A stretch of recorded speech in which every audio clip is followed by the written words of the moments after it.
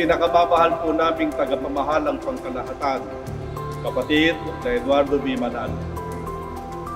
Ang lahat po ng mga ministro at manggagawa, mga nag-aaral sa School for Ministers, maging ang lahat ng mga may tungkulin ay kaisa po ng lahat ng mga kapatid na buong galak na bumabati po sa inyong ika-15 taon ng matagumpay, makapangyarihan at punong-puno ng pagmamahal at pagmamalasakit na pamamahala sa Iglesia ni Cristo.